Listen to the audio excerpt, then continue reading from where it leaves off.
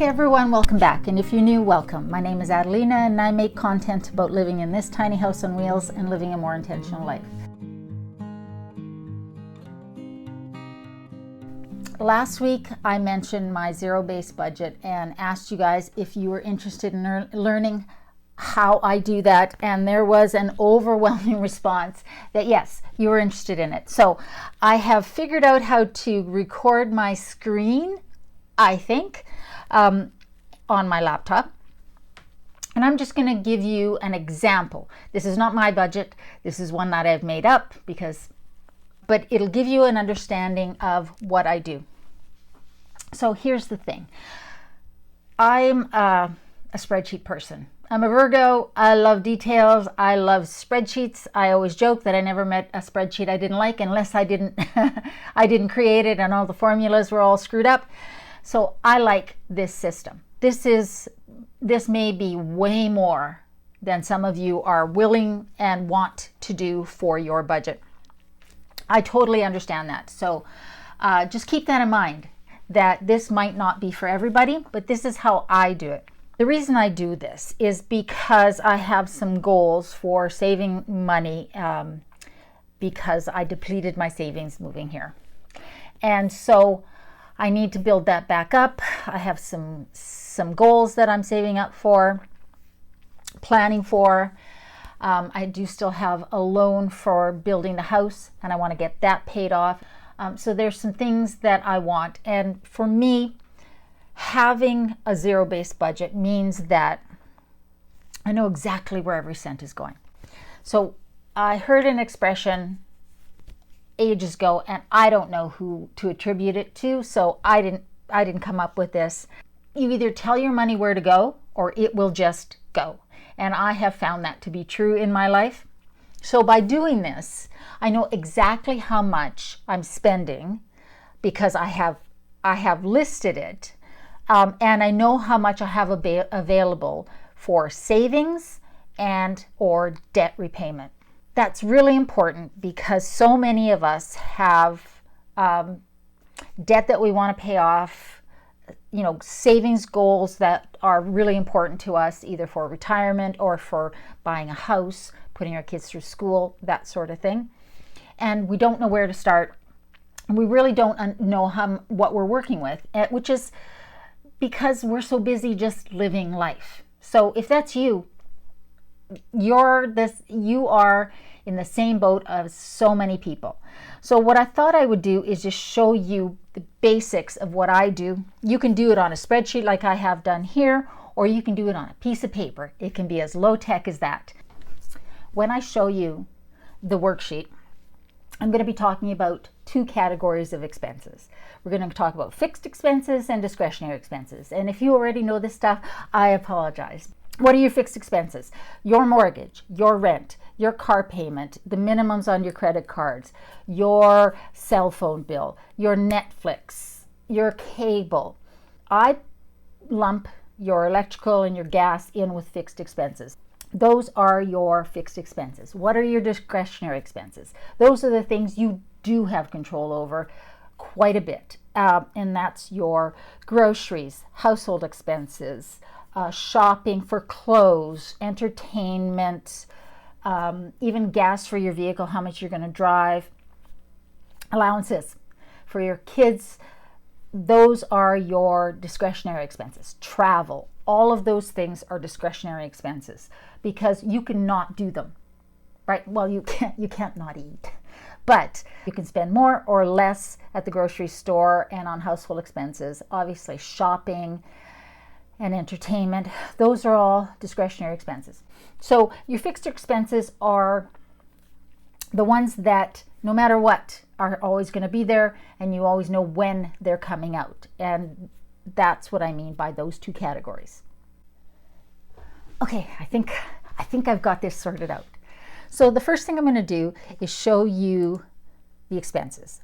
So what you need to do is have an idea of what your expenses are. And so you just look back at your bank account and see where your money's been going. This is important because it will also give you an idea of when things are coming out of your bank account. So you'll see here that I have listed these expenses and also the dates of the month that they come out of the bank account. Again, this is not my budget. This is not my expenses. This is just an example. So we have rent at the first of the month, natural gas, bank fees, home insurance, internet, Amazon Prime, life insurance, electric bill, cell, Visa payment, because in this example there's some debt, Netflix. I've got credit card in there twice. So we've got 2 credit cards in this example, and then car insurance. So those total expenses are our fixed expenses, and they total $2,603. Now we've got some. Sophie, where are you? Come over here. Now we've got some discretionary expenses. These are the things that can vary every month. And I get that your electric bill can vary, but I think you can come up with a pretty good average of what your electric bill, your gas bill is going to be for that month, that time of year. Just estimate. So then we have groceries and household. And I've got $150, not a month, that is a week. And then gas, $50 a week, that's for the vehicle. And then eating out and miscellaneous, $50. So that's fun money, spending money for yourself. And keep in mind that this $600 a month, $150 a week for groceries is for groceries and household. So that includes your toilet paper and your cleaning supplies and things like that. Because so often when people list their groceries, they forget that there's these other things that need to be added in that can add up to quite a bit. So the way I like to do my cash system is every week, every Saturday morning. I did it this morning, it's Saturday. I go to the bank and I withdraw this $250. And I know I've got $150 for household, groceries and household. I've got $50 to put gas in my van, and I've got $50 that I put in a separate part of my wallet that is my money for eating out, coffee, going to a movie, whatever. Sometimes I spend the whole 50, sometimes I don't. Often I don't. But then I save it up, because that way if I want to go out for a nice dinner or something, say I want to buy myself something, I've got the cash. This is what works for me. Because I'm only using cash, I'm not going to use my credit card. I'm not going to use my debit card unless it's an emergency. I can see the money in my wallet. And for me, that has always been very powerful. Spending the cash is so much harder than just tapping your debit card. Again, this is what works for me. So my total expenses for the month, according to this make-believe expenses spreadsheet, is $3,603. Now, in this example, there's 2 pay periods in the month, the 1st and the 15th. I actually get paid every 2 weeks, which I hate because it makes it so much harder to do this. But in this example, we're making things easy. We're doing it twice a month. The 1st and the 15th, this person is getting paid $2,500 in their bank account. So this is after taxes. Always be working with after-tax income. So this is a household. And it's $5,000 a month that is coming in for income. So that leaves, once we've taken off our expenses, we know we have $1,397 that we have to work with for savings and debt repayment. So that's the expenses. It's really important to get your expenses down. Be honest. You need to put everything in there. If you have subscriptions to magazines, newspapers, put them in there. Does anybody have subscriptions to magazines anymore? I don't know.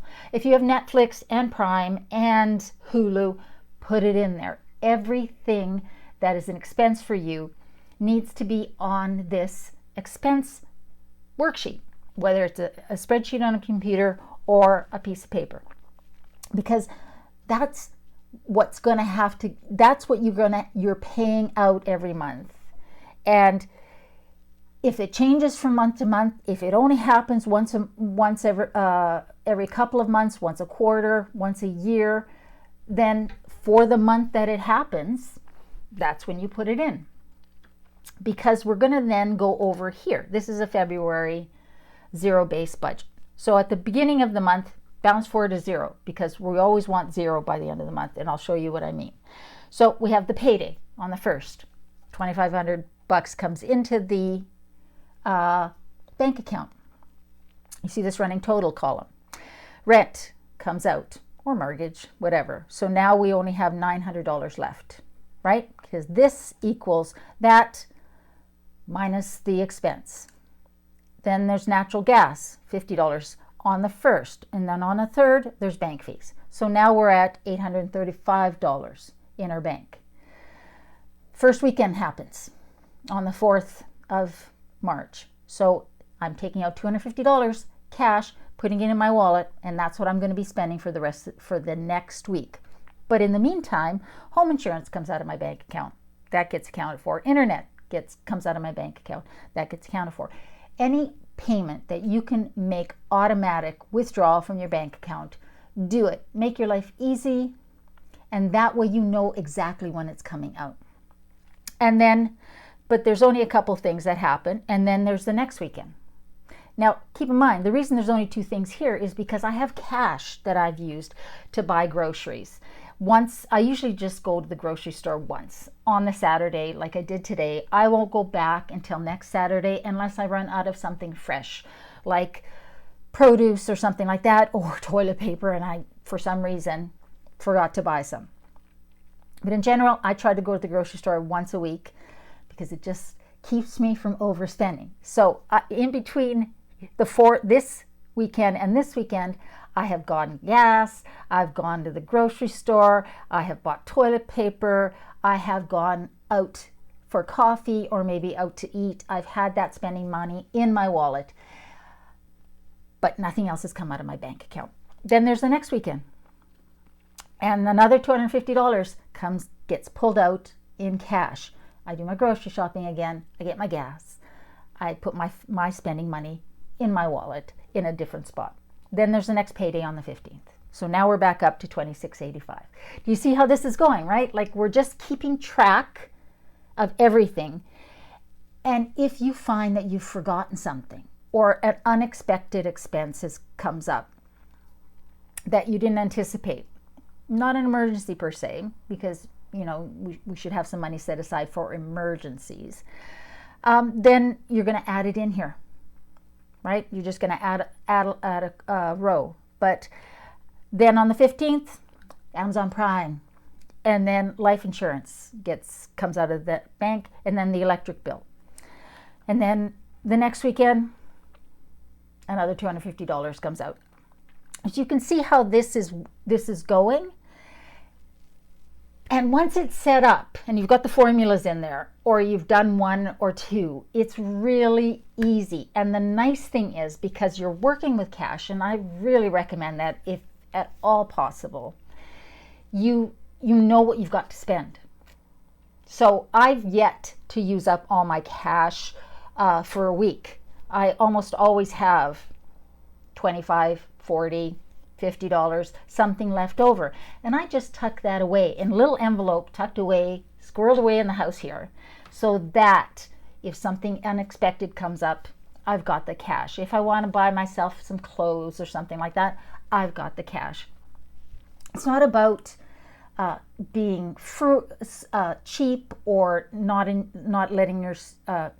being allowed to buy things. It's about having discipline, knowing your expenses, and sticking to a budget. So if you find that the $250 every Saturday, or however often you want to do it, you might want to do it every pay period, a certain amount every pay period, if you get paid every 2 weeks versus twice a month, or you don't want to do it every Saturday. But I find doing it on every weekend makes sense, because now, unless you work weekends, you have the time to go and do this stuff with that money, right? That's when you're going to go grocery shopping likely anyways. So That's why I do it. And then at the end of the month, you know that, like, because on the expenses tab, we already know how much is left. Again, this is an imaginary budget.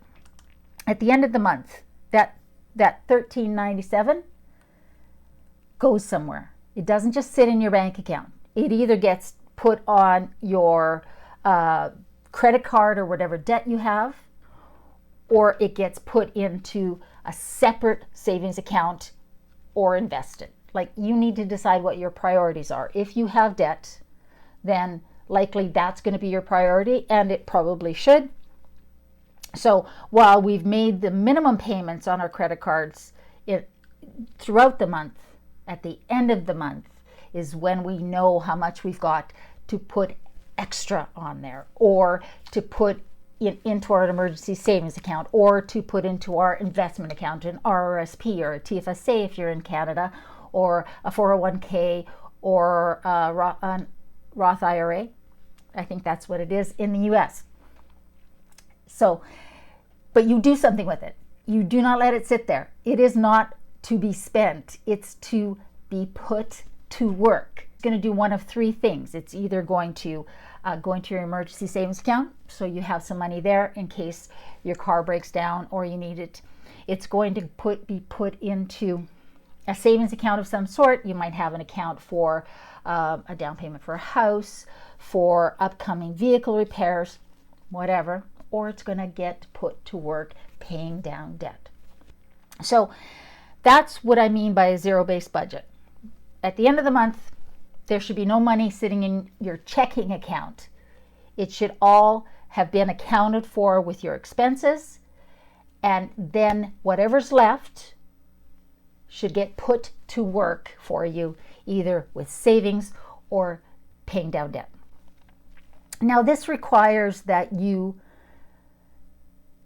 know what you're spending on those discretionary things, right? So if you don't know how much you're spending on groceries, or if you don't make a shopping list and you don't sort of stick to that, then this is going to be very difficult for you, because it requires discipline. I totally understand that when you have more than one person in a household, it can be more difficult to do something like this. But if you as a couple or a family are on board with the same goals, you want to pay down your debt. You want to get your mortgage paid off. You want to get your credit cards paid off. You want to get that student loan paid off in the next 2, 5, 10 years, whatever it's going to take. It's going to require that you guys are working together, and that means you both have to be on the same page, and you both have to be committed to sticking to a budget. A budget is not a dirty word, but it is a plan of action, and I wish more people would see it that way. It's just a tool. So, am I just some freak that loves spreadsheets way too much? Yeah, probably. But I've got to say that getting it down on paper in black and white is so freeing, because now you know what you're working with.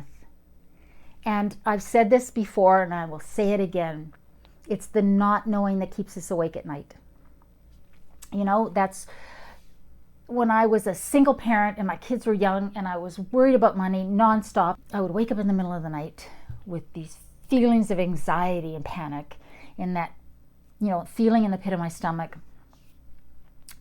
thinking, I don't know what's going on. I don't know how I'm ever going to do it. And then I discovered Dave Ramsey, and I discovered his system. And love him or hate him, I think so much of what he says makes sense. And his principles of the debt snowball and, you know, being disciplined really resonated with me. Having that emergency, that small emergency fund, and then knocking out your debt, that really resonated with me. So much so that about 9-10 years ago, I actually went to Nashville. Actually, his Financial Peace Plaza, or whatever it's called now, is just outside of Nashville, I think in Franklin. And I took the financial coaching training from his organization. And it was fantastic. And I have used those principles so much, personally and professionally, since then. And so, do what works for you. But I think that this is not something that flying by the seat of your pants is really going to work for. You need to know what you're spending. You need to know what you have left to work with. And if there is more month than money, then you need to decide what you're going to do to turn that equation around. So I have my full-time professional job, and I have the YouTube channel that I earn revenue on, and I also do work. I have a second side hustle. So 3. And it's hard work, but it's worth it. And if I want to retire early, if I want to buy some land, if I want to pay the rest of the loan off that I took to build this house, which is basically my mortgage, you could think of it that way, then I have to be disciplined. And for me, those goals are worth it, and I'm willing to do whatever it takes to make that happen. And because my mind works this way, I'm a very visual person. Having it down, knowing exactly what my expenses are, and keeping on top of them, making adjustments as needed, earning as much extra income as I can, reducing my expenses as much as I can, will allow me to get where I want to go. And I live a very abundant life. I have everything that I need, pretty much everything that I want, and I'm happy. And having a zero-based budget ensures that none of the dollars that I have worked so hard to earn are wasted. And that's the way I think of it. I think of those dollars as my employees, and I want those suckers working for me, either paying off debt to save me interest, or getting saved to, either for emergency fund or to earn me interest. That's what those dollars are there for. They're not there to just disappear, be left to their own devices. That's not how I see them. I see them as my employees, and I want those suckers working hard for me in one of those ways. So that's just me. Again, that's how my mind works. I don't know if it's the Virgo thing or if it's the Adelina thing. It's also probably a little bit more of the child of immigrants thing, where, you saved and you saved, and you worked hard. And I obviously learned that as a child. So I hope that was interesting or useful. I don't know. But you asked, so I shared. And please understand that this is the way that works for me. There are other ways to do a budget. There are other ways to approach paying down debt. And you might absolutely hate Dave Ramsey. And that's fine, because, I don't agree with absolutely everything he says. But the principles that they teach and the information I got about the psychology of money, around money, that I got in my financial coach training has been very, very valuable to me, because, money can be a very emotional thing. It is probably the number one cause of stress, anxiety, depression, conflict in families and partnerships. And so getting a handle on it, not letting it happen to you, but having control over it, I think is really valuable. And now that I have that zero-based budget, I actually don't think about it, because I know exactly what's happening. I know that the cash in my wallet is all that I'm spending. And I also know that I have some set aside in case the van needs some work, the house needs something unexpected, like flying to Calgary to take care of Keaton last month. Because I had money set aside, I could afford to do that without it totally derailing everything that I was doing. But it's a process, and it takes time, and it doesn't have to happen overnight. It's a map is all it is. It's a record and it's a map. It's a record of what's happened in the past and a map of what's happening and what's going to happen in the future every month. That's it. All right, guys. I have bored you plenty. I'm sure most of you your eyes roll back in your head about 5 minutes in. Those of you who stuck it out, good for you. Anyways, I hope you guys are doing well. I hope you're staying safe. Remember, in a world where you can be anything, be kind, be brave. I love you. I'll see you next Sunday.